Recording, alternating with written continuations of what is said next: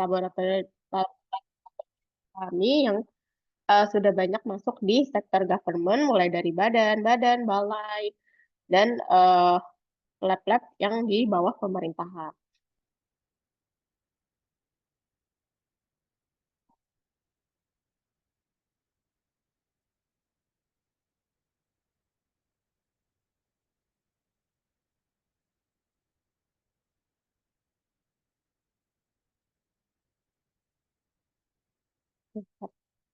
Nah, selain dari pemerintahan, tadi kita juga ada di sektor universitas, jadi di berbagai lab di UNIF, mau dari swasta maupun yang negeri, kita juga menyediakan berbagai macam produk yang mendukung penelitian di universitas. Selain dari universitas juga ada testing lab, jadi contohnya di sini ada SGS, SIG, Ecolab, Mutu, Intertek, dan lain sebagainya. Selain itu kita juga ada di private sector, jadi ada di farmasi, feed mill, ada di F&B, dan lain sebagainya. Nah, ini untuk brand-brand atau prinsipal yang kami pegang. Jadi ada beberapa brand yang kami distribusikan, mulai dari Eppendorf, Fazaim, Labnet, Bubble, Excella, Kuriosis, Eko, Calibri, PHCBI, Boksun, Shanghai Zichu, dan Rensure. Nah, untuk produk range dari Eppendorf sendiri, ini ada berbagai macam ya, mulai dari liquid handling, ada consumable-nya juga, lalu ada centrifuge, ada automatic pipetting, CO2 inkubator, bioproses, lalu ada PCR, deep freezer, temperatur control and mixing, lalu ada inkubator. Nah, selain dari Eppendorf, untuk consumable kita juga ada dari Excella. Excella ini merupakan anak perusahaan dari Eppendorf juga, jadi mereka mengeluarkan uh, universal untuk consumable dari mulai tips, tube, dan PCR consumable. Nah, selain itu juga ada Calibri Scientific, dia spesialisasi di cell manipulation, di sini ada evaporator dan mikromanipulator. Lalu ada Labnet, mereka support untuk general lab product, mulai dari hot lab, vortex, electrophoresis, orbital shaker, jelly condensation, lalu ada mini water bath, rotator shaker, spin down, dan lain sebagainya. Nah, ini juga ada untuk safety cabinet dari Lab Bubble, jadi dia portable safety cabinet. Jadi ada beberapa tipe di sini, ada safety bubble, PCR clean air bubble, glove bubble, dan PCR air bubble. Nah, selain itu juga ada Eco, mereka support untuk hybrid hybrid mikroskop. Jadi dia two-in-one mikroskop, ada untuk upright dan inverted. Dia ada beberapa tipe, yang paling basic ada Rebel untuk fast contrast dan uh, black field, lalu ada Revolve yang udah support untuk fluorescence, ada Revolution lagi yang untuk support untuk high resolution imaging, lalu ada confocal microscope juga. Lalu ada Curiosis, dia support untuk lifestyle imaging system. Dari tipe yang terkecil ada Celoger Nano, lalu ada yang mini, mini plus, ada yang untuk spec, lalu ada yang Celoger Pro. Jadi ini untuk untuk monitoring sel di dalam inkubator. Nah, selain itu juga ada automatic cell counter. Jadi ini otomatisasi dalam penghitungan jumlah sel. Dia menggunakan bilik hitung juga. Jadi yang bilik hitung manual di sini menggunakan mesin otomatis. Lalu ada Boxon juga, dia support untuk drying oven, water bath, dan autoclave. Di sini autoclave-nya ada berbagai macam tipe dan model. Lalu ada Shanghai Zichu, dia support untuk inkubator, ada orbital shaker, ada spiratory, funnel shaker, dan berbagai jenis shaker-shaker lainnya. Nah, ini untuk Fazaim yang akan mensupport untuk webinar kita hari ini. Dia mensupport untuk reagent and kits dari sektor molekuler biologi, ada NGS, ada cell and protein research reagent, lalu ada lab consumable juga, lalu ada nucleic acid extraction reagent, lalu ada reagent untuk biomedicine. Nah, untuk instrumen dari Fazam itu mensupport untuk real time. Di sini ada tipe FMR3, lalu ada juga automatic nucleic acid extraction instrument. Tipenya FNP 32P. Lalu kita juga ada Rensure yang support untuk digital PCR. Jadi uh, lebih tinggi dari qPCR. Dia akan meningkatkan dari segi sensitivitas, presisi, dan akurasi. Di sini ada 2 unit. Jadi ada untuk amplifying aparatusnya sama untuk biochip scanner. Lalu ada PHCBI, merupakan anak perusahaan dari Panasonic. Dia support untuk biomedical freezer dan pharmaceutical refrigerator. Nah, untuk semua produk kami, kita ada after sales service, mulai dari garansi 1 tahun, lalu ada 1 tahun free preventive maintenance juga, dan kita garansi untuk sales respon 24 jam. Nah, selain dari after sales service kami, kita juga mensupport untuk scientific and education program untuk user. Jadi misalkan user butuh training yang terkait dengan peralatan dan produk yang kita support, kita menyediakan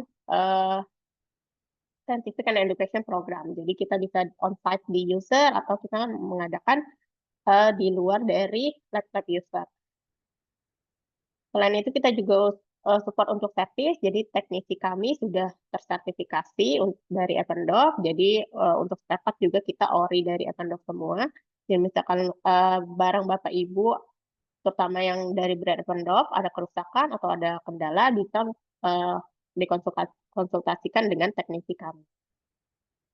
Nah, ini juga ada in-house training, jadi misalkan mau upgrade skill, kita bisa kunjungan langsung ke lab Bapak atau Ibu. Nah, ini ada Facebook fanpage Ependoc Indonesia, lalu ada juga untuk website IBS. Oke. Mungkin perkenalan produknya dari saya sekian. Mungkin bisa dilanjut untuk materi utama dari webinar kita hari ini. Saya kembalikan ke Haja. Oke, terima kasih banyak, Bu Nita. Saya kembalikan ke Haja. Oke, terima kasih. Sebelum kita masuk ke dalam materi, saya akan memperkenalkan pemateri utama kita, yaitu Pak Ziko Arman MSI, yang sekarang menjabat sebagai Fazbek, yang juga menjadi Molecular Biology Genetika Science di Genetika Science Indonesia. Step ke cloning to seamless cloning dari Pak Ziko. Kepada Pak Ziko, waktu dan layar saya persilakan.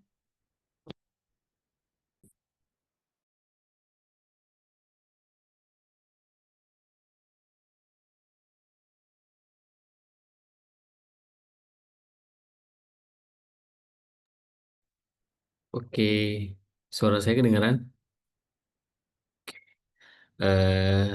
Aku izin langsung mulai share screen sebentar.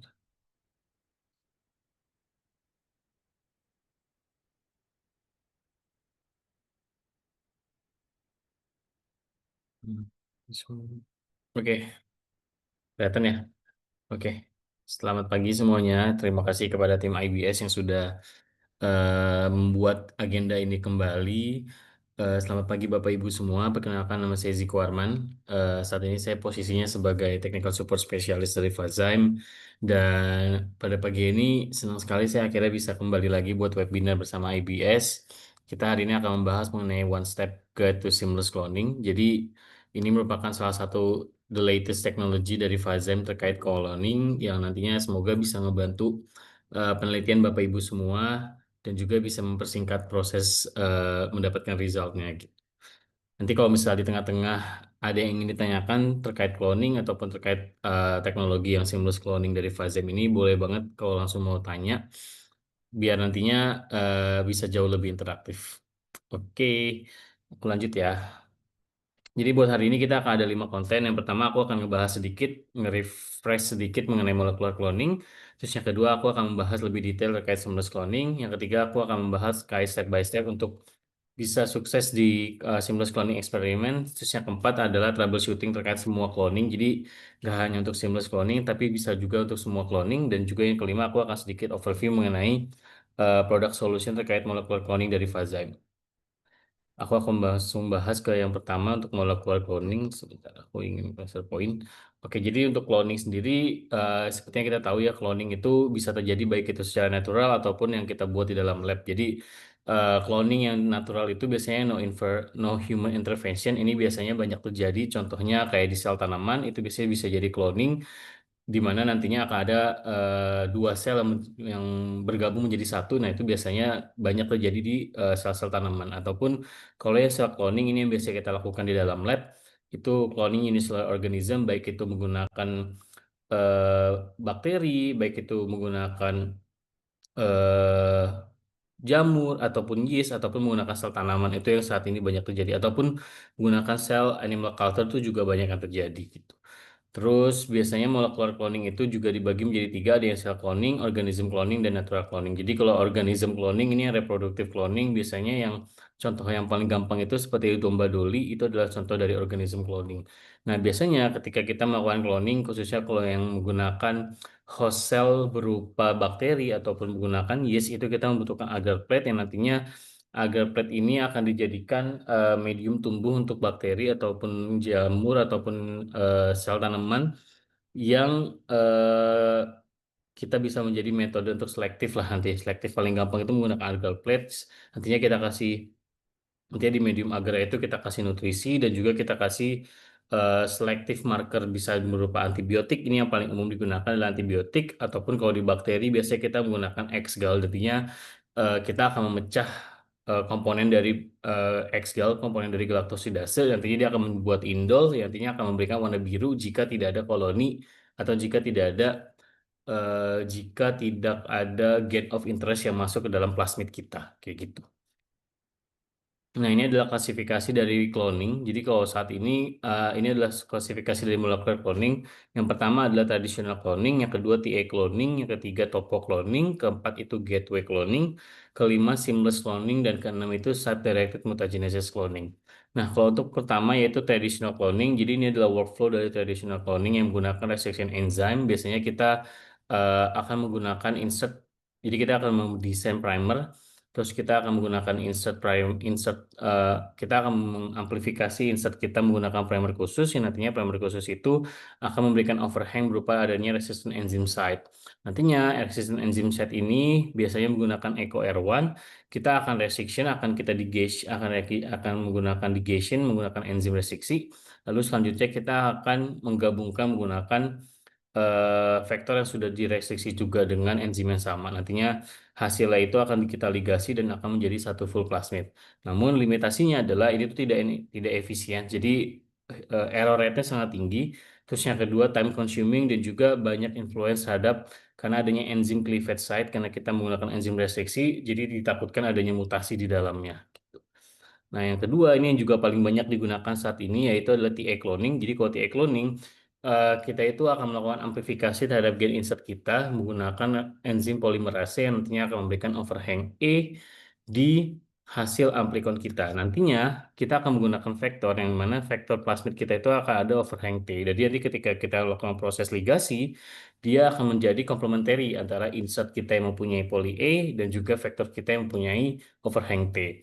Nah, tapi kekurangan dari workflow TA cloning ini adalah non-directional cloning. Jadi bisa jadi ketika kita melakukan TA cloning, harusnya promotornya itu berada di depan, tapi ternyata dia malah jadi kebalik karena dia sama-sama poly A. Jadi makanya kalau misalnya pakai TA cloning itu sering banget terjadi yang namanya proper orientation. Jadi tidak proper orientasinya harusnya dari ujung ke ujung, malah jadi kebalik. Itu sangat sering terjadi ketika kita menggunakan TA cloning. Makanya ketika kita TA cloning itu biasanya setelah kita melakukan proses transformasi itu kita harus sequence apakah hasil dari cloning kita atau gen insert positif kita atau hasil clone positif kita itu benar-benar memiliki orientasi yang sesuai dengan yang kita mau, kayak gitu. Nah, yang ketiga adalah topo cloning. Jadi kalau topo cloning sebenarnya eh, mirip-mirip dengan TA cloning, cuma bedanya di sini kita menambahkan satu protein, yaitu adalah topoisomerase. Jadi eh, untuk untuk proses penyambungan antara insert dan juga vektor itu kita menggunakan enzim yang disebut sebagai topoisomerase gitu. Nah, limitasinya dalam menggunakan topo cloning adalah insert size-nya itu tidak bisa lebih dari 5 kilobase. Terus yang kedua, ini sering banget terjadi yang namanya vector self-ligation, jadi di mana vektor tanpa dimasukkan yang namanya gen insertnya, itu dia bisa melakukan self-ligation. Jadi yang tadinya kebuka, dia bisa langsung menutup ketika prosesnya. Terus yang ketiga juga ada high background cloning, jadi banyak nantinya sisa-sisa either itu sisa dari amplikon ataupun sisa background yang tidak tertutup itu banyak terjadi ketika selesai proses dari ligasi itu sendiri. Terus yang keempat ada yang namanya gateway cloning. Jadi kalau gateway cloning ini, correct me if I'm wrong, jadi gateway cloning ini sedikit mirip kalau Bapak Ibu tahu yang namanya Golden Gate Assembly. Nah, gateway cloning ini kalau aku nggak salah dia merupakan core dari pertama dari Golden Gate Assembly. Jadi kalau di Gateway Assembly itu sama, jadi kita memiliki sequence khusus. Jadi ini ada insert, ada fragment yang kita ngasih ke sequence khusus. Kalau di sini contohnya adalah ATTB1. Lalu kita punya donor vektornya, terus kita punya entry clone.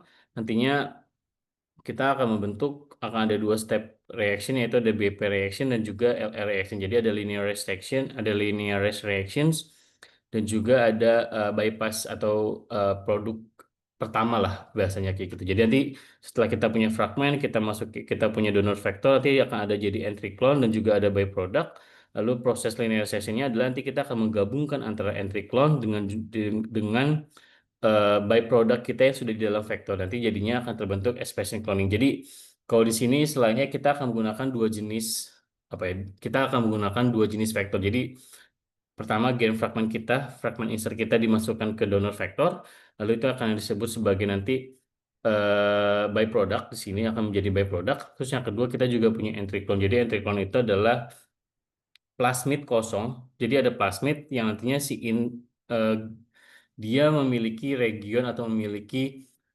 bahasa-bahasa yang nantinya akan digantikan oleh byproduct kita. Itu nanti akan melalui proses yang namanya LR reactions dan nanti akan menjadi yang namanya expression cloning. Nah, nanti yang expression cloning inilah yang akan kita targetkan untuk kita ekspresikan misalnya jadi protein gitu. Terus ini limitasinya yang pertama adalah scar sequence karena adanya short ATT sequence. Jadi ada ATT sequence ini yang bisa menjadi scar atau bisa menjadi mutasi lah, bisa jadi sumber mutasi, bisa jadi sumber nick. Kalau misalnya tahu nanti nick, bisa jadi sumber nick juga ketika proses cloning. Terus yang kedua, limited vector choice. Jadi karena di sini kita memiliki destination vector dan juga ada entry clone yang juga menggunakan vektor. Nah, jadi terdapat limitasi terhadap penggunaan vektornya. Terus yang ketiga juga compatible sistemnya ini limited. Jadi nggak semua. Jadi kalau misalnya menggunakan gateway cloning itu butuh banyak equipment tambahan. Jadi karena dia butuh spesifik temperatur juga. Jadi butuh banyak sistem tambahan ketika melakukan proses gateway cloning. Nah, yang selanjutnya ada yang namanya seamless cloning. Jadi seamless cloning ini mungkin banyak yang lebih familiar kalau yang namanya itu Gibson Assembly. Jadi seamless cloning sama Gibson Assembly itu bisa aku bilang 70-80% mirip lah. Jadi kalau misalnya seamless cloning sebenarnya kita itu melakukan proses amplifikasi. Jadi gen target kita amplifikasi menggunakan PCR. Nantinya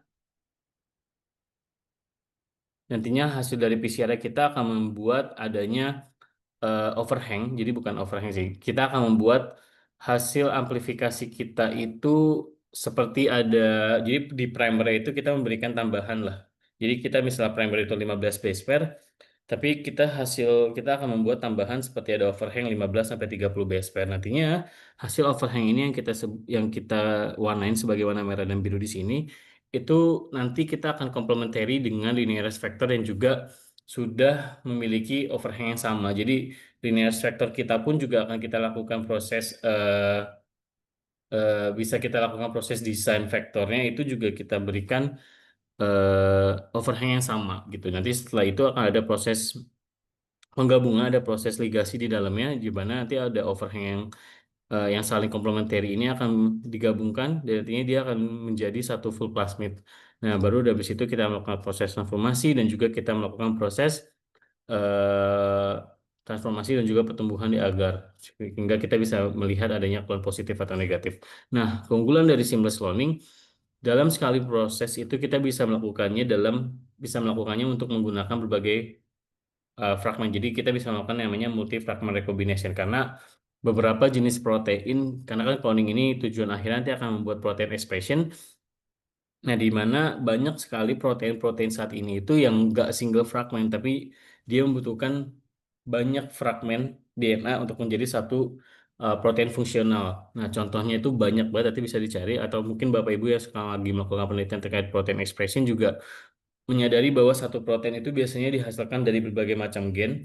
Maka dari itu, proses cloning multifragmen itu sangat mungkin terjadi atau sangat umum terjadi saat ini, apalagi dengan perkembangan teknologi dari mulai tradisional cloning sampai sekarang yang namanya yang paling famous saat ini mungkin Gibson Assembly. Jadi semakin ke sini itu penggunaan gennya akan semakin banyak. Jadi contohnya ini kalau di seamless cloning saat ini, nanti di akhir aku akan sedikit introduce terkait dengan produk Fazim, karena kita saat ini bisa multi fragmen itu hingga 11, hingga kalau aku nggak salah hingga 11 gen itu bisa dilakukan proses ligasi dalam satu kali reactions kayak gitu. Nah, ini sebenarnya sama kalau linear vector juga, kita akan membuat skema di mana akan terjadi adanya overhang antara satu produk PCR dengan produk PCR yang lain, nantinya akan digabung-gabungkan ke dalam linear vector. Jadi kayak ini misal produk PCR 1 akan memiliki overhang dengan si linear vector di bagian kiri, misalnya di bagian promotor. Lalu nanti produk fragmen ketiga dia memiliki linear vector yang nanti akan memiliki overhang dengan bagian terminator di bagian belakang. Nanti di tengah-tengahnya setiap multifragmen ini dia juga akan memiliki overlapping sequence antara produk A, produk B, dan produk C kayak gitu. Nantinya setelah proses dengan menggunakan enzim eksanase, atau kita gampangnya setelah proses ligasi, seluruh fragmen ini akan bergabung menjadi satu ke dalam plasmid linear yang tadinya sudah ke dalam plasmid yang tadinya sudah berbentuk linear, nanti akan membentuk jadi closed plasmid kembali, dan bisa kita langsung lakukan proses transformasi kayak gitu. Nah, advantage-nya kalau kita menggunakan proses seamless cloning, yang pertama kita bisa melakukan cloning insert apapun di lokasi apapun sesuai dengan vektor yang kita mau. Jadi terdapat apa namanya? Terdapat kebebasan lah, kita mau melakukan modifikasi insert kita segimanapun itu kita bisa lakukan ketika kita menggunakan seamless cloning. Jadi kita mau mencoba misalnya kita mau masukin cloning A, gen A, terus pertama kita mau masukin di promotor dengan promotor terkuat, terus misalnya kita mau pindahin dari gen A ini ternyata nggak bagus nih hasilnya proteinnya, kita mau pindahin ekspresinya gen A jangan dekat promotor deh, gen A dekat promotor, eh, gen A jangan dekat promotor tapi dipindah gen B yang dekat promotor, itu bisa dilakukan ketika menggunakan seamless cloning gitu. Terus yang kedua, directional cloning. Jadi cloning one or multiple DNA fragment at one time. Itu yang tadi aku bilang. Jadi kalau seamless cloning itu punya kebebasan bisa melakukan multi fragment hingga 11 fragment kalau di solusi yang dari Fazet. Terus yang ketiga, tidak seperti gen-wide cloning. Jadi di sini tidak ada proses edit ataupun delete nucleotides. Jadi ini literally kita nggak menggunakan enzim restriksi. Jadi kalau kita menggunakan enzim restriksi, otomatis kita akan melakukan proses restriksi enzim yang nanti akan terjadi, bisa terjadi scar atau bisa terjadi adanya mutasi di situ. Dan juga kita tidak ada menambahkan sequence, karena kalau di gateway cloning kita menambahkan ATT sequence, kalau sini kita nggak ada ATT sequence. Jadi kalau menggunakan seamless cloning itu pure kita hanya menggunakan overlapping sequence yang terjadi, yang komplementari antara linear vector dengan juga gain of insertnya kayak gitu. Nah, molekular cloning yang terakhir adalah site-directed mutagenesis. Jadi kalau site-directed mutagenesis kita akan memberikan point mutation di setiap primer yang kita pakai. Misalnya di sini contohnya kita ada 3 jenis primer yang kita berikan mutasi point di primer forward dan reverse-nya. Lalu kita menggunakan vektor yang methylated. Lalu kita akan proses amplifikasi. Lalu kita akan melakukan proses ligation menggunakan DPN1. Lalu setelah itu nanti kita akan ada proses homologous recombination menggunakan eksenase. Lalu selanjutnya akan ada proses transformasi. Nah, biasanya kalau saya directed mutagenesis ini advantage-nya adalah high precision. Jadi karena kita menggunakan specific mutation, jadi hanya setelah proses amplifikasi itu akan terbentuk mutasi-mutasi titik di beberapa poin, di beberapa jenis target. Nah, nantinya ketika kita melakukan proses amplifikasi, primer itu nggak bisa nempel kalau misalnya tidak ada mutasi tersebut. Makanya ini memiliki nilai presisi yang jauh lebih tinggi. Terus yang kedua, ini broad applicability, jadi bisa dilakukan pada berbagai jenis target gen. Yang pasti jangan sampai ketika kita melakukan proses mutation point ini, itu mengganggu proses katalitiknya. Jadi jangan sampai yang kita mutasi itu malah gen-gen yang nantinya, atau region-region yang nantinya malah bersifat sebagai sisi-sisi katalitik ketika dia sudah menjadi protein, kayak gitu. Nah, ini adalah workflow dari vector construction. Jadi biasanya ini ini full workflow dari cloning ya. Jadi yang pertama itu kita memilih step 1 itu adalah obtain target gene. Jadi kita harus menentukan gen target kita mau apa. Kita harus menentukan gen interest kita yang mau kita jadikan protein atau yang mau kita ekspresikan itu apa. Terus yang kedua, kita harus memprepare linearized vector. Karena biasanya ketika kita membeli vektor, misalnya kita membeli vektor plasmid dari berbagai vendor ataupun dari vendor apapun, ataupun kita synthesize, itu biasanya kita akan mendapatkannya itu dalam bentuk closed vector. Jadi vektornya itu dalam vektor bulat. Maka dari itu kita harus mempreparasi vektor kita menjadi linearized atau menjadi terbuka atau menjadi open vektor kayak gitu. Terus yang ketiga kita akan melakukan proses vitro recombination gimana kita menggabungkan antara plasmid kita yang sudah terbuka dengan gen target kita.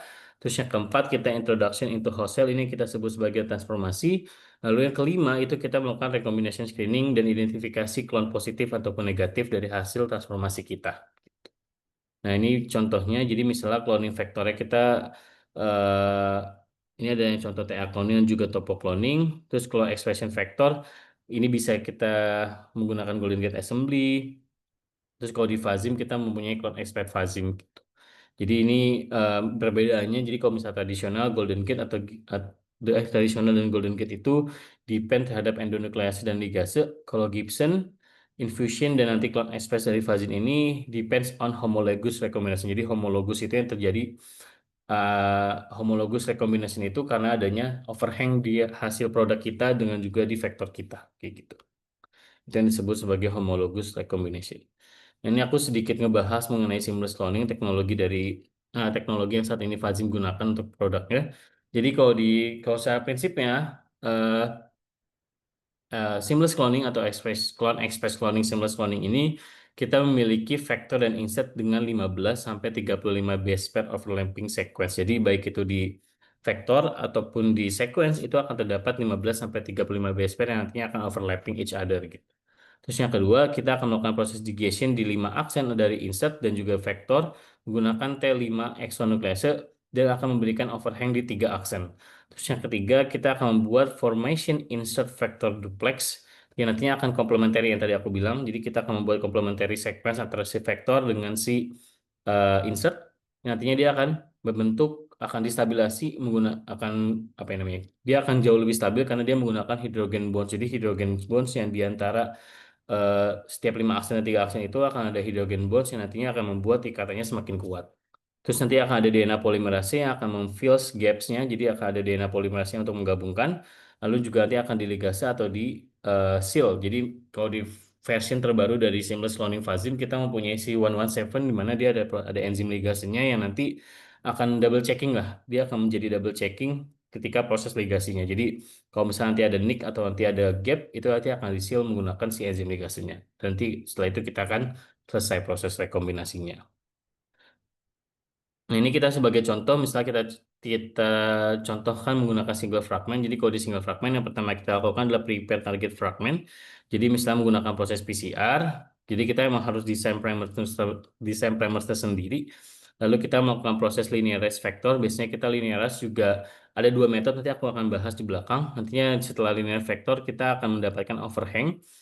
Nantinya dari proses overhang ini kita akan melakukan proses rekombinasi menggunakan enzim Xnase 2. Kalau ini adalah versi enzim terbaru dari Fazim.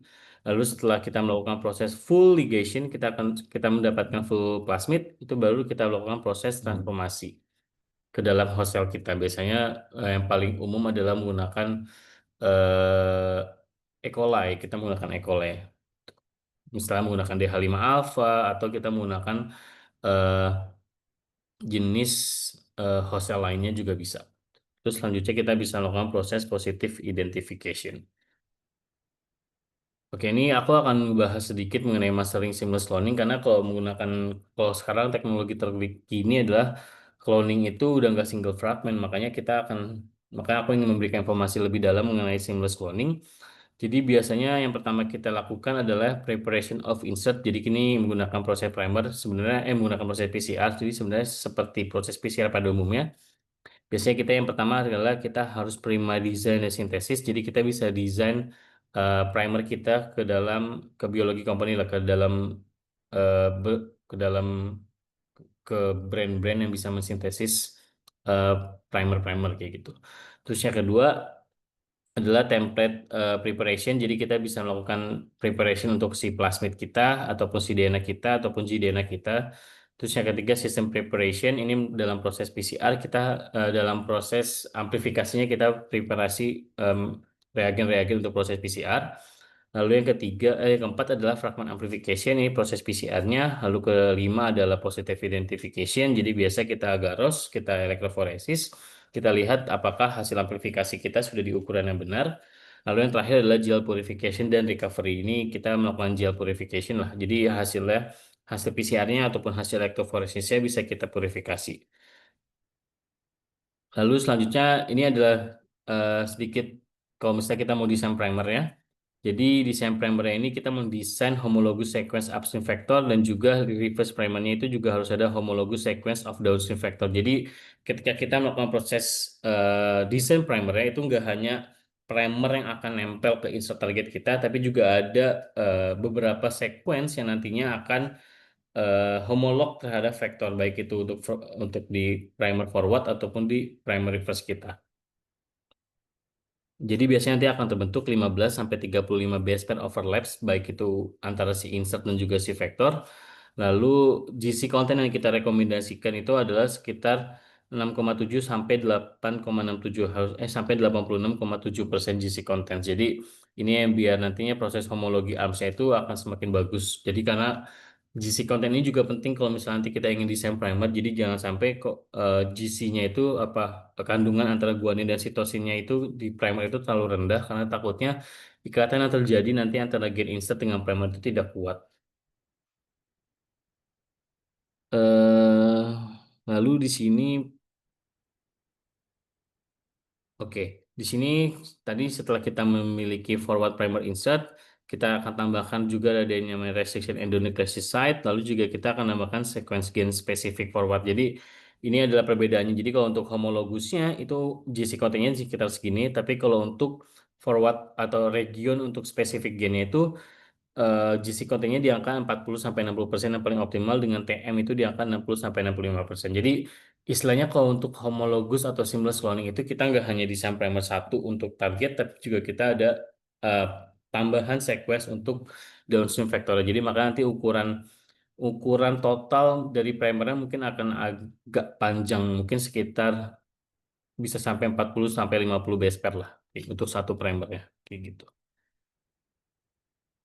Lalu ini baru primer. Nah, ini juga jadi keunggulan kalau misalnya nanti teman-teman atau Bapak Ibu semua membeli atau menggunakan solusi dari Fazim sebenarnya adalah kita di website kita nanti bisa cek di website Fazim Global bahwa kita itu mempunyai CE design. Jadi kita memiliki tools atau memiliki platform di mana Bapak Ibu semua ketika ingin mendesain primer itu nggak harus pusing, tinggal masukkan vector sequence dan juga masukkan insert sequence nanti bisa kita desainkan based on AI, based on computerized vector salah primer yang harus disintesis nantinya. Jadi kalau di sini misal contohnya tinggal buka Fazim official website, buka tab research, masuk ke tools, lalu pilih CE Design Primer Design Software, lalu pilih di sini mau single fragment cloning ataupun multi fragment assembly ataupun single point mutation ini buat yang nanti side-directed mutagenesis ataupun mau lihat TM kalkulator ini bisa ada banyak nanti bisa coba dicek bisa coba dikepoin aja buat ngelihat CE design yang ada di Fazim apa aja. Lalu kalau misalnya kita contoh untuk single fragment cloning tinggal kita pilih linearized method jadi kita tinggal pilih double resistance engine digation ini yang paling bagus untuk nanti kita bisa digest vector sequence kita lalu kita pilih enter vector sequence lalu kita pilih cleavage set yang kita pilih yang kita mau misalnya di enzim HIM3 ataupun Echo R1 lalu kita insert sequence nantinya dari sini kita akan generate CE amplification dan kita akan diberikan dua primer. Jadi ada primer forward dan primer reverse, di mana primer forward dan reverse ini juga sudah memiliki homologi apps atau overlaps dengan vektor dan juga ada gen specific primersnya. Kayak gitu. Nah, selanjutnya adalah proses resistant enzyme ligation dan inverse PCR. Jadi ini khusus untuk di vektor ya, untuk vektor plasmid. Jadi untuk vektor plasmid itu setelah kita memilih vektor plasmid yang ingin kita gunakan, kita harus melakukan proses ada dua step dalam proses linearized vector, baik itu menggunakan restriction site ataupun menggunakan inverse PCR. Nah, Nanti aku akan bahas sedikit. Jadi kalau misalnya kita dalam proses digesi, dalam proses linearized vector itu bisa menggunakan dua metode. Yang pertama adalah resistion enzyme ligation dan juga inverse PCR. Jadi kalau menggunakan enzim restriksi itu bisa dilakukan juga dua metode. Yang pertama adalah single ligation, yaitu memakai satu enzim restriksi saja, ataupun yang kedua menggunakan double ligation. Jadi kalau dari kita selalu menyarankan menggunakan double ligation karena hasilnya nantinya akan jauh lebih bagus karena eh, apa yang namanya successful rate-nya kalau kita menggunakan double ligation itu enzim atau plasmid yang terbuka atau plasmid yang menjadi linear itu akan jauh lebih banyak change-nya akan mungkin sekitar 99% itu akan akan terbentuk linear ya. Jadi plasmidnya akan berbentuk linear itu ketika menggunakan double ligation. Lalu yang kedua bisa juga menggunakan inverse PCR. Jadi inverse PCR itu menggunakan high fidelity polymerase ini akan menjadi reduce efek yang paling bagus adalah reduce the introduction of amplification mutation karena kita menggunakan high fidelity PCR high fidelity polymerase tapi sebenarnya yang paling easy dan yang paling shortcut itu sebenarnya menggunakan double ligation karena ketika kita menggunakan ligation enzyme atau resistance enzyme itu sebenarnya mengcut waktu yang sangat cepat karena dalam proses linear mungkin hanya sekitar 5 sampai 10 menit itu sudah terlinear atau plasmidnya sudah berbentuk linear. Nah, ini sebagai contoh, misalnya di sini kita pakai dua jenis, tadi kan kita sudah pilih di depan, kita pilih ada Hintri dan Eco R1. Nah, di sini kita lihat Eco R1 dan Hintri-nya kita gunakan sebagai resistance site-nya, lalu setelah itu after double ligation dia akan tercleavage region yang kita mau buang, lalu nanti akan terbentuk adanya overhang, adanya hasil digesi seperti ini. Jadi linear, vektor kita sudah berbentuk linear. Lalu setelah itu biasanya kita juga harus untuk dalam proses construct recombination vector kita juga harus tahu jumlah vektor dan insert kita karena nantinya kita akan menggabungkan antara insert dan vektor. Makanya kita penting banget untuk melakukan pengukuran konsentrasi baik itu insert ataupun vektor kita gitu dan jadi kalau buat optimal ya untuk vektor itu ukurannya konsentrasinya di angka 0,02 dikali jumlah base pair dari si vektor dalam konsentrasi nanogram ini konsentrasinya harus sekitar 0,03 pimol. Lalu kalau untuk insertnya itu konsentrasinya harus di angka 0,04 dikali jumlah base pairnya dikali total dari gain of insert atau konsentrasinya sekitar 0,06. Jadi sebenarnya rasionya itu adalah 1:2 antara si vektor dengan si insert. Nah, untuk metode konsentrasi pengukurannya juga bisa ada tiga, ada bisa menggunakan qubit, bisa menggunakan nanodrop. Biasanya yang paling umum digunakan adalah yang menggunakan nanodrop. Gitu. Oke, nah ini adalah preparation of recombination system. Jadi kalau untuk seamless cloning, kita yang pertama harus kita lakukan adalah kita menentukan kita mau berapa fragmen, karena itu nanti akan menjadi patokan eh, molar rasio antara si vektor dan si insert. Jadi kalau di sini, di kit kita nantinya biasanya kita sudah memberikan juga ada negative control dan juga positive control. Jadi kita juga memberikan vektor plasmid sebagai positive control ya. Lalu di sini ada rasionya. Jadi kalau buat rasionya yang paling penting adalah kalau satu fragmen itu 1:2 antara si vektor dan si insert. Kalau eh, vektor fragmennya itu lebih dari satu, itu rasionya berubah jadi 1:1. Lalu yang kedua kita harus mempersiapkan linear vektor. Jadi vektor atau plasmid yang sudah berbentuk linear itu juga harus kita siapkan. Lalu kita juga harus mempersiapkan insert. Ini disiapkan oleh oleh Bapak Ibu semua, oleh teman-teman semua. Jadi nanti kita harus ukur berapa mikroliter yang harus kita masukkan ketika kita ingin menggabungkan dengan si vektor linearnya. Jadi karena kita udah ada rasionya 1:2, nanti bisa diukur di situ. Eh, Nilai X mikroliter ini bisa diukur based on vektor insertnya. Jadi kita dapat konsentrasinya, nanti kita bisa ukur pimolnya, lalu setelah itu kita bisa tentukan berapa mikroliternya, kayak gitu. Lalu ini ada CE Mix V3 enzim, ini nanti kita masukkan 5 mikrolit, dan nanti kita top up menggunakan DDH2O hingga 10 mikrolit.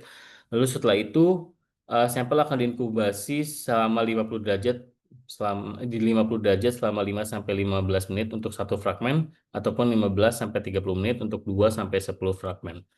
Lalu setelah inkubasi selesai, kita bisa simpan di ice ataupun di 4 derajat untuk sebelum proses transformasi berlangsung. Nah, nantinya untuk proses kompetensialnya untuk proses transformasi kompetensial yang bisa dipilih itu bisa jadi E. coli cell ataupun biasanya sih bisa pakai E. coli atau kalau buat factory ini kita hanya bisa pakai E. coli. Mohon maaf gitu. Nah, ini adalah proses transformasi. Jadi, kalau transformasi sebenarnya kan ada berbagai metode ya. Bisa menggunakan heat shock, bisa menggunakan electro transformation, ataupun juga bisa pakai yang kimiawi. Tapi kalau di sini sebenarnya yang paling gampang adalah menggunakan heat shock. Jadi, plasmid DNA yang sudah kita lakukan proses ligasi tadi, yang sudah membentuk bulat, yang sudah ada gen insert kita harus inkubasi dulu di suhu eh, di ice bucket itu kita inkubasi 5 sampai 30 menit, biasanya 30 menit. Lalu setelah itu kita lakukan proses heat shock, kita inkubasi di suhu 42 derajat selama 30 detik, biasanya ada yang 30 sampai 1 menit tergantung metodologinya. Itu kita sebenarnya kalau di metode kita 30 detik juga cukup. Lalu setelah proses heat shock, kita balikan kembali ke ice. Jadi tadinya di proses heat shock itu sel itu akan membran sel itu akan berbentuk permeabilize, jadi membran sel akan terbuka, akan membentuk gap, sehingga plasmid dari luar bisa masuk ke dalam sel. Lalu setelah kita masukkan recovery ke dalam ice lagi selama 2 menit, itu sel membran sel yang tadinya sudah kebuka atau yang sudah membentuk gap itu akan menutup kembali. Lalu setelahnya kita bisa masukkan medium super, jadi SOC itu adalah super medium. Aku agak lupa sih katanya apa. Intinya dia nutrisi medium dengan nutrisi yang cukup banyak, cukup tinggi. Lalu biasanya dari sini kita lakukan proses inkubasi. Biasanya diproses setelah ditambahkan super nutrition atau SOC medium ini. Biasanya kita inkubasi selama bisa 30 menit sampai 1 jam. Aku agak lupa sekitar segitu. Lalu setelah itu bisa kita centrifuge dan kita pour sekitar 100 mikrolit ke dalam plate yang sudah ada antibiotik. Biasanya nanti di plasmid kita atau plasmid vektor kita itu kita tambahkan berbagai jenis marker selection. Bisa itu antibiotik, bisa itu nanti biasanya sih antibiotik ya. Kalau udah untuk expression itu biasanya pakai antibiotik, bisa itu 1 ataupun 2 antibiotik itu juga biasa dan umum digunakan. Jadi nanti di plate-nya itu kita memberikan antibiotik. Jadi nanti koloni yang tumbuh adalah koloni yang memiliki plasmid dengan gen antibiotik tersebut. Bisa itu menggunakan ampicillin, kanamisin, streptomycin, apapun itu. Biasanya nanti pas kita mendesain vektor itu juga kita juga harus memikirkan si selective markernya juga kayak gitu. Nah, setelah ini kita lakukan proses incubation agar plate, kita melakukan proses incubation agar plate ini selama overnight biasanya. Nah, nantinya hasilnya itu akan seperti ini. Jadi, eh, kalau hasilnya itu adalah koloni yang positif, itu adalah koloni yang tumbuh di dalam agar plate. Koloni yang tumbuh di agar plate yang memiliki antibiotik, itu biasanya adalah kolon positif. Sedangkan kalau negatif kontrol nanti akan bentuk seperti ini. Jadi, koloni yang tumbuh hanya 1-2 lah. Gitu. Nanti setelah itu biasanya kita bisa melakukan proses eh, amplifikasi PCR untuk koloni PCR. Kita bisa melakukan koloni PCR untuk melihat koloni yang kita pick atau koloni yang tumbuh itu beneran koloni positif yang memiliki gen target kita atau tidak. Nah, biasanya proses PCR ini bisa menggunakan spesifik primer terhadap target, itu bisa digunakan. Ataupun kita juga bisa menggunakan proses enzim digesti. Jadi kalau enzim digestion, kita bisa melakukan proses digestion atau pemotongan kembali gen insert kita. Jadi nanti akan terbentuk 2 jenis kayak gini.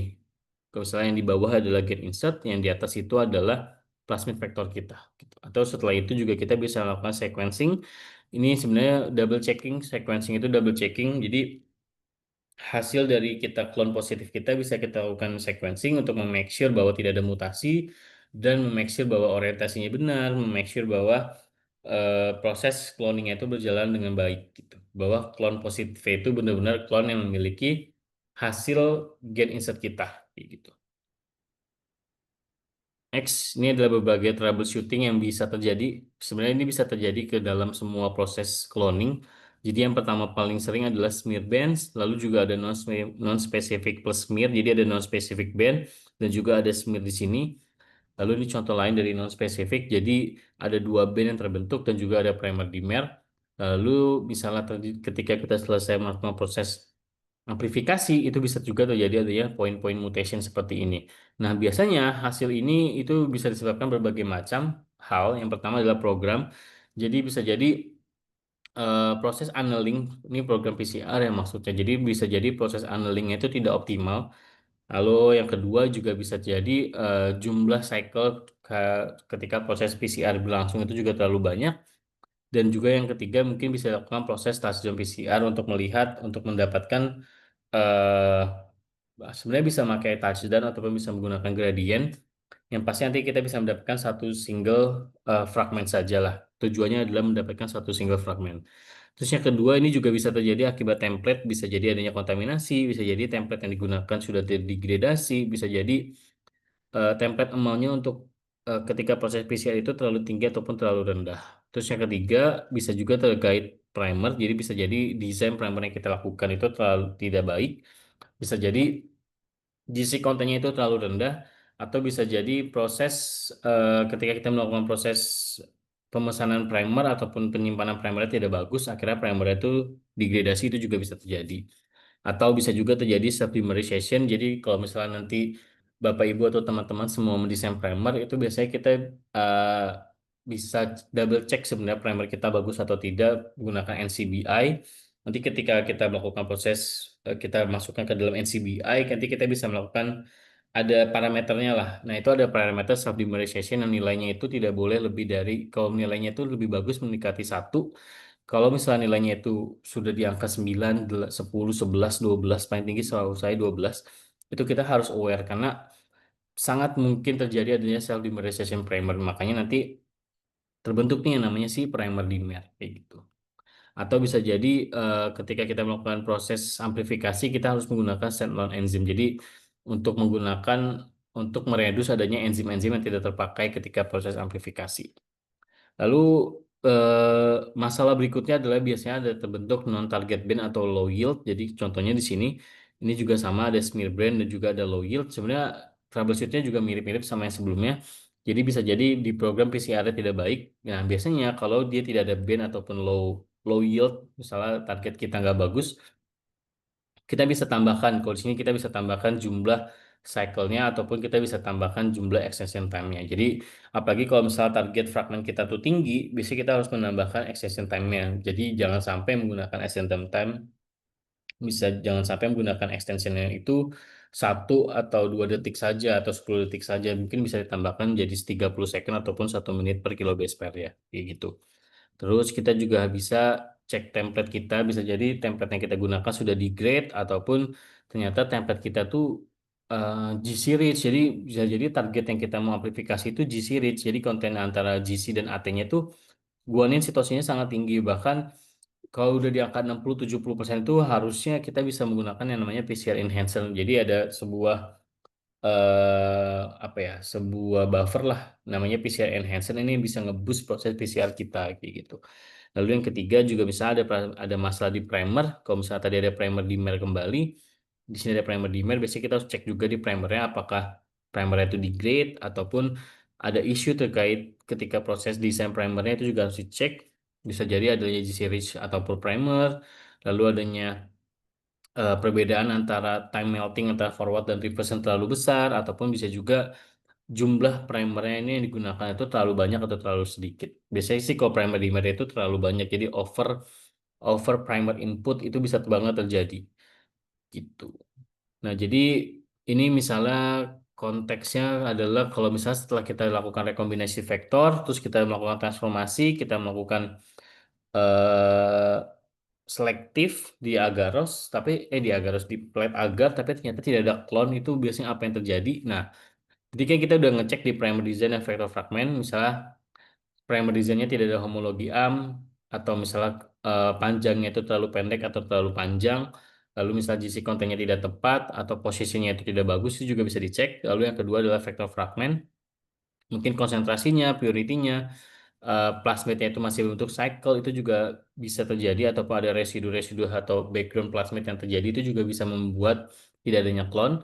Karena nanti ketika kita setelah proses transformasi sebenarnya akan agak susah nantinya kalau misalnya setelah kita melakukan proses transformasi kita dapat clone positif, tapi ternyata yang masuk ke dalam sel kita itu hanyalah vektor plasmid, tidak ada insertnya. Nah, itu juga biasanya akan menjadi PR tuh ketika kita sudah jauh ternyata salahnya dari awal gitu. Nah, itu juga harus diminimalisir.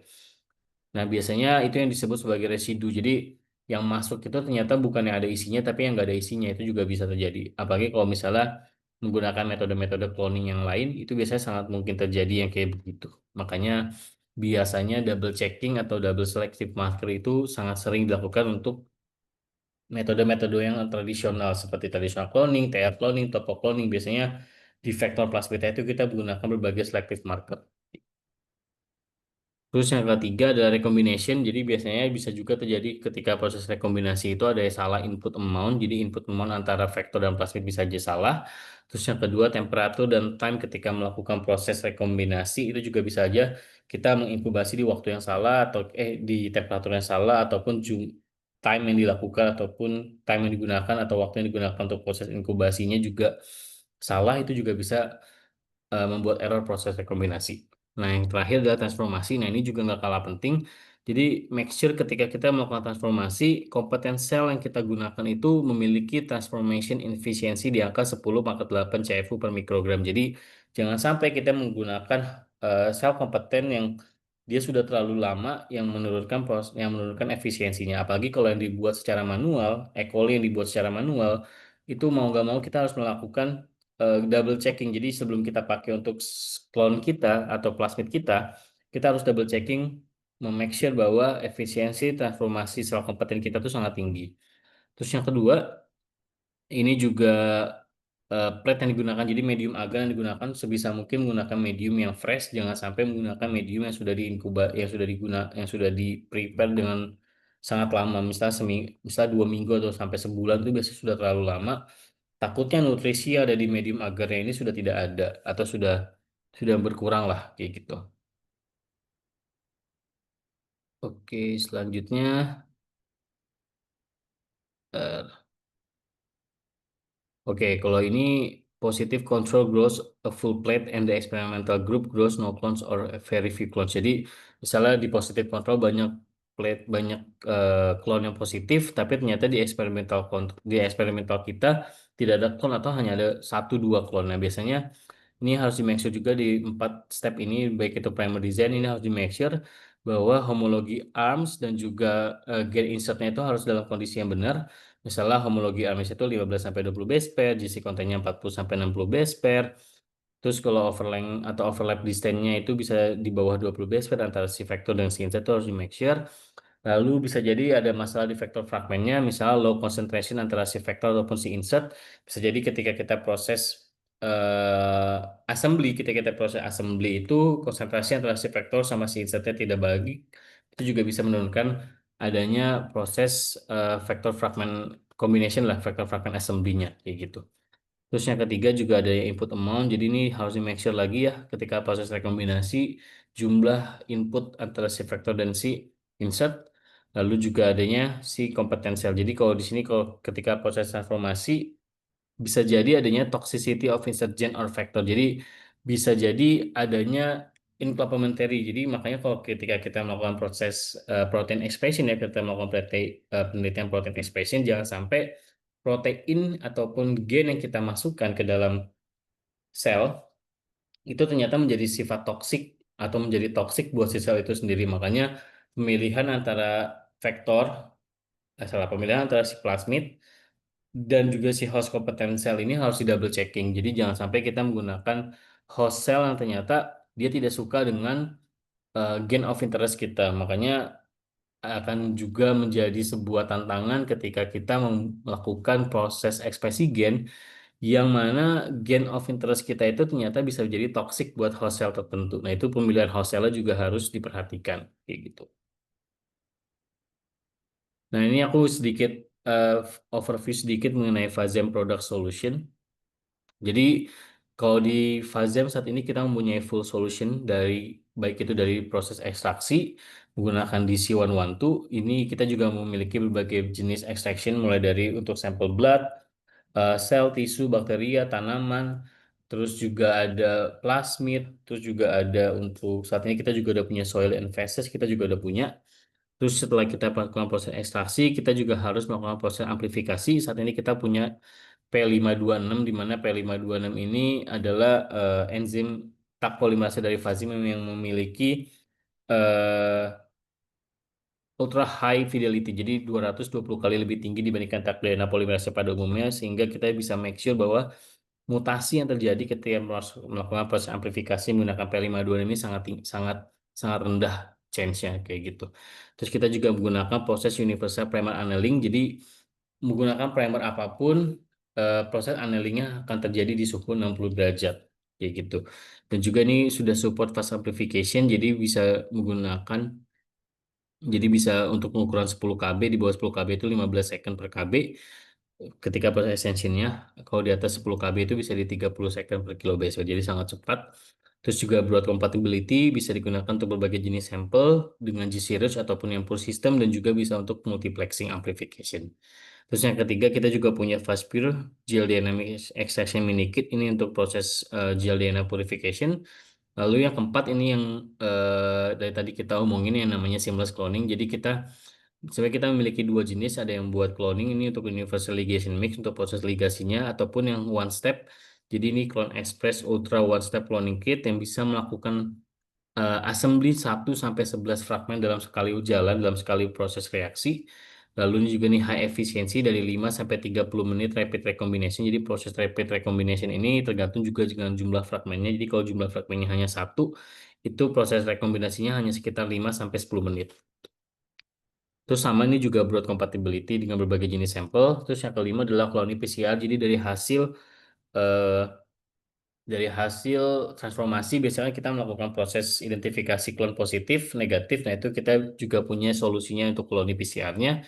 Dan yang terakhir kita juga punya marker gel DNA marker DL2000 plus, dan juga punya ultra gel red untuk proses elektroforesis. Jadi nanti ketika visualisasi di gel elektroforesis akan jauh lebih clear dan jauh lebih bagus kayak gitu. Oke. Oke, buatnya ini sebenarnya detail sedikit, tapi tadi udah aku bahas semuanya. Oke, mungkin sekian presentasi dari saya. Apabila ada yang ingin tanyakan, boleh teman-teman sekalian bisa nulis di kolom komentar ataupun langsung open mic, atau sekarang aku balikan dulu ke Mbak Hajar. Terima kasih. Oke, makasih banyak Pak Ziko atas presentasinya. Keren banget dan insightful banget tadi ya. Kita jadi tahu klasifikasi cloning, metode, dan step by step untuk melakukan cloning hingga solusi yang diberikan Fazaim untuk metode seamless cloning ini. Nah, tanpa berlama-lama lagi, saya akan membuka sesi Q&A kepada Bapak, Ibu, dan teman-teman yang ingin bertanya. Dapat ditanyakan lewat chat box di Zoom ataupun raise hand juga boleh. Atau langsung open mic juga boleh.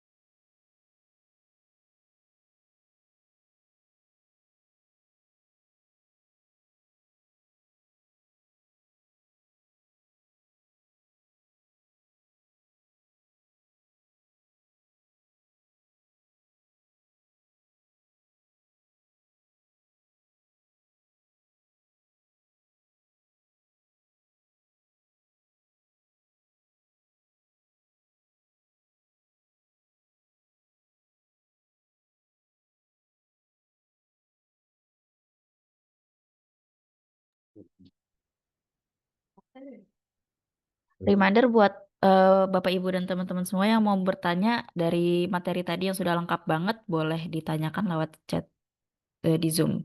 Kita tunggu sampai 11.06 ya.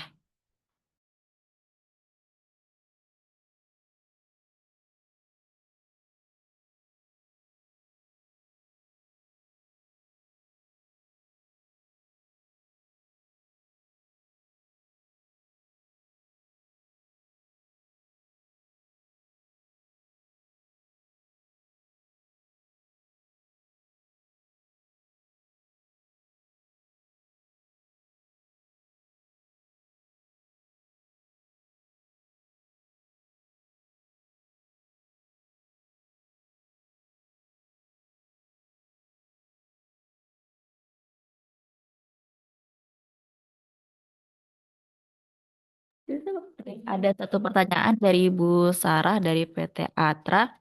Pertanyaannya adalah bagaimana perkembangan peminatan cloning di Indonesia? Mungkin dari Pak Ziko boleh Ormik untuk jawab.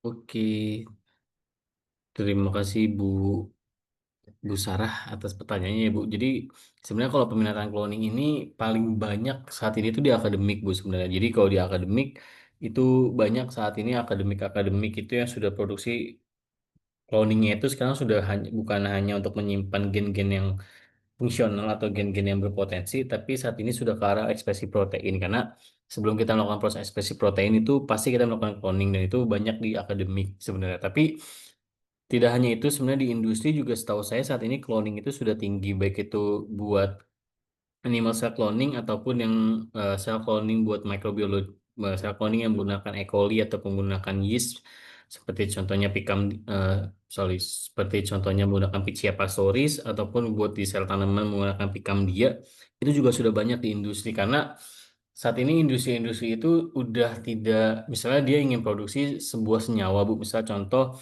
dia ingin produksi paling gampang deh dia ingin produksi antibiotik misalnya dia ingin produksi penisilin sekarang tuh kalau misalnya setahu saya ya, sekarang pendekatannya sudah tidak produksi secara kimiawi, sudah tidak menggunakan kimiawi, tapi sudah menggunakan biobase. Jadi produksinya itu sudah menggunakan bioreaktor. Makanya sebelum kita masuk ke dalam proses bioreaktor, ke dalam proses bioreaktor tersebut biasanya harus dilakukan proses cloning tersendiri karena sebelum masuk ke bioreaktor itu udah harus menggunakan cloning atau sel clone yang bisa meningkatkan produktivitinya. Jadi nggak bisa menggunakan misalnya untuk produksi penisilin kita menggunakan penisilium. Nah biasanya kalau menggunakan penisilium itu produksi rate-nya sangat rendah. Makanya kita harus modifikasi, kita ambil gen dari penisilinnya, eh, kita ambil gen penisilinnya, kita masukkan ke dalam E. coli dan nanti diproduksi menggunakan E. coli. Selain jauh lebih safety, itu jauh lebih tinggi productivation rate-nya. Jadi nanti output hasil akhirnya jauh lebih tinggi juga. Nah, sebenarnya kalau perkembangan dibandingkan negara Asia lainnya ya, kita ambil contoh di Asia Tenggara, sebenarnya surprisingly hasil cloning-cloning di Indonesia itu bisa aku bilang jauh lebih tinggi sebenarnya dibandingkan negara lainnya. Tapi jangan ambil Singapura karena kalau Singapura jauh lebih advance lagi. Tapi kalau bisa dibandingkan antara Malaysia ataupun dibandingkan dengan Thailand dan Filipina itu kita nggak kalah kerennya lah karena teknologi cloning kita pun di sini di Indonesia sudah banyak yang menggunakan metode mulai dari Golden Gate Assembly, Seamless Cloning ataupun Gibson Assembly itu juga sudah banyak yang digunakan. Jadi harusnya perkembangan di Indonesia itu nggak kalah jauh dibandingkan negara-negara Asia lainnya karena selain sebenarnya metodenya pun juga simple, quick method karena kita hanya perlu melakukan rekombinasi, kita inkubasi di dalam PCR di mana PCR sudah banyak atau bahkan bisa diinkubasi di heat block saja itu bisa. Setelah itu kita lakukan proses transformasi yang juga hanya menggunakan heat block juga bisa. Makanya sebenarnya proses cloning ini cukup cukup apa ya bisa bilang tidak terlalu rumit dibandingkan misalnya metode-metode yang lainnya. Misalnya kalau udah ke arah NGS butuh equipment tingkat tinggi, tapi kalau cloning itu sebenarnya equipmentnya cukup lumrah dan cukup banyak dimiliki oleh berbagai jenis lab kayak gitu.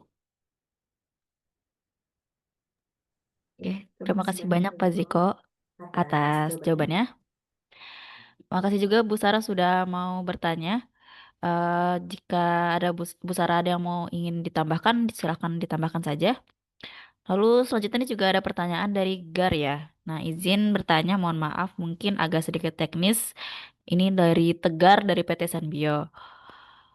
Untuk yang pertama, untuk skema site-directed mutagenesis tadi dijelaskan bahwa kita membuat poin mutasi yang kita inginkan pada primer yang artinya berbeda dengan natural template dari gen target.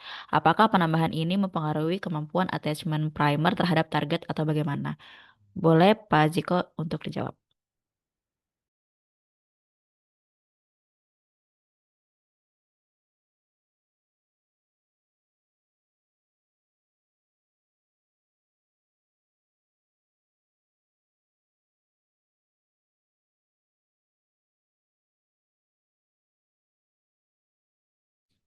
Oke, terima kasih Pak Tegar atas pertanyaannya Pak. Jadi kalau untuk site directed mutagenesis, jadi kita akan melakukan proses mutasi poin ya Pak di salah satu forward primers ataupun resetnya. Jadi forward primer ataupun forward reverse. Jadi emang point mutasinya ini bukan, karena gini Pak, kalau sepemahaman saya nanti kalau bisa dikoreksi juga Pak, sebenarnya kalau misalnya saya salah.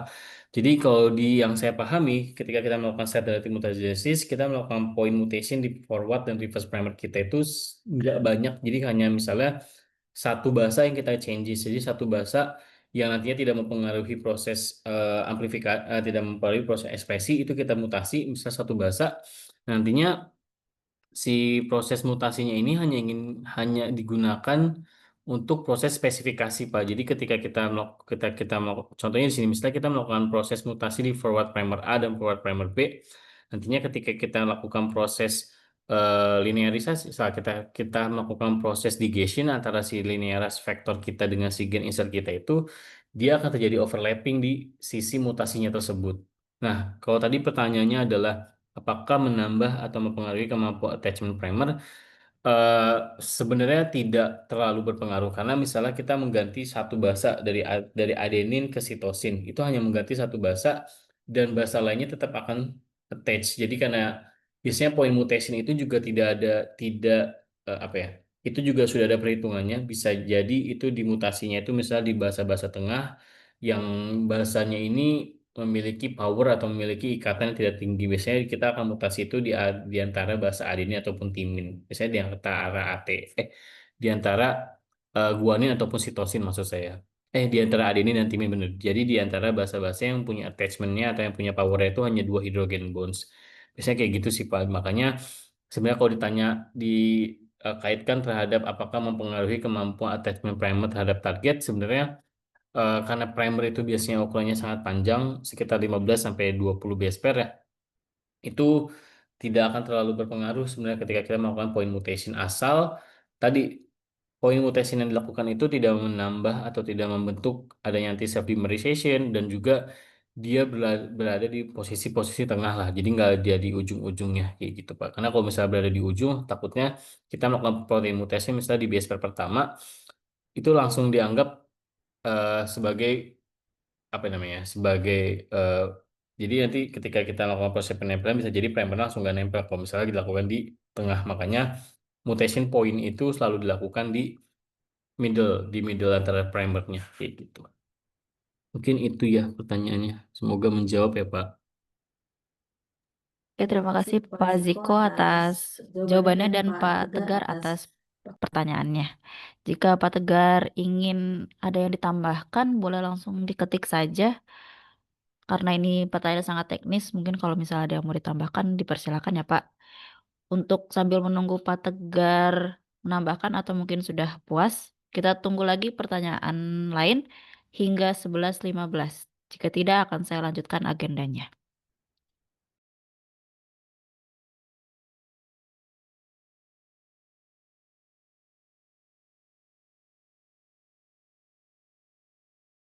Oke, paling aku ingin nambahkan sedikit ya. Jadi kalau misalnya di sini deh, jadi kalau misalnya kita mau masuk ke dalam ekspresi cloning atau ekspresi gen, biasanya selain kita pemilihan gen target kita yang kita mau pilih itu apa, kita juga biasanya sebelum melakukan proses cloning, apalagi khususnya kalau nanti ada Bapak Ibu atau teman-teman yang ranah penelitiannya itu lanjut ke protein expression, itu sangat penting kita harus melakukan yang namanya molecular docking, atau kita harus melakukan yang namanya protein engineering dulu. Jadi gen target kita, misalnya kita, let's say kita ingin produksi apa ya? Misalnya kita ingin produksi sebuah enzim yang akan kita gunakan nanti untuk mensintesis spesifik molekul atau spesifik material. Contohnya aku ngambil misalnya squalene lah, contohnya yang paling gampang. Squalene itu saat ini lagi happening juga di Indonesia karena fungsinya sangat banyak, bisa apalagi untuk di industri kecantikan saat ini squalene sangat-sangat tinggi demand-nya. Jadi misalnya kita ingin melakukan produksi squalene, kita butuh protein A lah. Kita let's say protein A yang akan memproduksi si enzim squalene itu tadi. Nah, produksi material si squalene tadi. Nah, si enzimnya ini kita kan akan produksi si enzimnya ini namanya protein expression metodenya. Nah, ketika kita ingin melakukan produksi si enzim tersebut, kita akan mendapatkan gen-gen yang nanti akan memproduksi enzim tersebut, akan memproduksi protein tersebut. Nah, si gen-gen ini tadi obtain gen target kita ini, kita harus yang namanya, kalau saran saya adalah cara yang konvensional dulu tuh kita langsung aja lakukan produksinya. Maksudnya kita langsung aja masuk ke dalam metodenya. Tapi saat ini tuh ada yang namanya ada yang namanya teknologi namanya molecular docking, di mana kita akan melakukan 3D printing lah, 3D protein expression lah. Jadi kita melakukan komputasi, kita masukkan ke dalam software, kita akan bisa memproyeksikan sebenarnya protein kita tuh bentuknya seperti apa. Nah, itu yang nantinya kita harus pastikan bahwa sebelum kita melakukan proses cloning dan transformasi sampai translation nanti akhirnya di sel, itu jangan sampai protein yang nantinya terbentuk ternyata malah tidak fungsional, malah sisi katalitiknya tidak ada atau sisi aktifnya itu tidak masuk, tidak tidak terbuka, tidak bagus lah sisi katalitik enzimnya. Dan itu banyak banget perhitungannya, banyak banget pertimbangannya ketika sebelum melakukan protein expression. Makanya proses cloning ataupun proses obtain gain atau proses tadi sebelum proses protein expression itu harus dilakukan. Jadi jangan sampai ketika kita sudah selesai melakukan proses transformasi, cloning udah kita dapatkan, tapi ternyata ketika kita mau melakukan ekspresi protein, turns out protein yang kita hasilkan tidak memiliki sisi katalitik atau misalnya sisi katalitiknya tidak bekerja kayak gitu. Itu aja sih note tambahan nanti kalau buat enzim-enzim untuk produksi protein. Oke, terima kasih Pak Ziko atas tambahannya. Mungkin karena juga sudah memasuki pukul 11.16, saya mau lanjut agendanya. Em, karena sudah mau masuk ke akhir acara juga, saya mau minta tolong untuk semua peserta untuk mengisi absensi dan mohon isi dengan selengkap-lengkapnya datanya karena hanya peserta yang mengisi form ini yang akan mendapatkan e-sertifikat dari kami.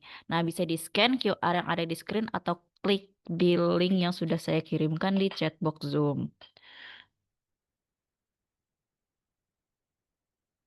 Oke. Em, itu saja yang ingin saya sampaikan. Terima kasih semuanya. Alhamdulillah kita sudah di penghujung acara. Saya sebagai pemandu acara pada hari ini ingin berterima kasih banyak atas partisipasi dan antusiasnya Bapak Ibu dan teman-teman semua dari awal hingga akhir. Semoga apa yang didapatkan hari ini dapat berguna untuk kedepannya. Jangan lupa untuk tadi mengisi form absensi karena hanya orang-orang yang mengisi formnya yang mendapatkan e-sertifikat. Untuk recording dan materi akan saya kirimkan segera di dalam grup. Jadi ya, untuk itu jangan lupa isi form absensi sekali lagi. Saya Hajar sebagai sebelum tutup acara pada hari ini, izinkan saya untuk mendokumentasikan Zoom ini ya. Yang mau open cam dipersilahkan.